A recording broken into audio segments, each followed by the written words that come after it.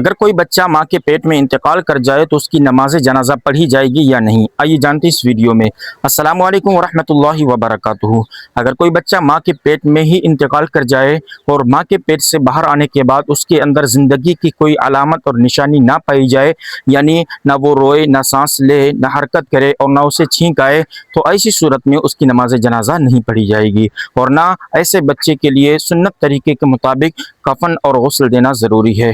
ہاں، اسے نہلا کر پاک صاف کپڑے میں لپیٹ کر قبرستان کے اندر دفن کر دیا جائے گا۔ اور اگر کسی بچے کے اندر ماں کے پیٹ سے باہر آنے کے بعد زندگی کی کوئی نشانی پائی گئی، یعنی وہ رویا، چھینک لی، اس نے حرکت کی یا ایک دو سانس لی، تو ایسی صورت میں اس کی نماز جنازہ پڑھی جائے گی اور اسے سنت طریقے کے مطابق غسل و کفن بھی دیا جائے گا۔ اور جو بچہ بھی اس دنیا میں آیا، چاہے زندہ حالت میں ہو یا مردہ حالت میں، ہر حال میں اس کا نام رکھا جائے گا تاکہ قیامت کے دن اسے اس کے نام سے پکارا جا سکے۔ اگر یہ مسئلہ آپ کی سمجھ میں آ گیا ہو تو اس ویڈیو کو لائک کریں، شیئر کریں اور ہمارا چینل نور کی باتیں سبسکرائب کریں۔ جزاکم اللہ خیرا۔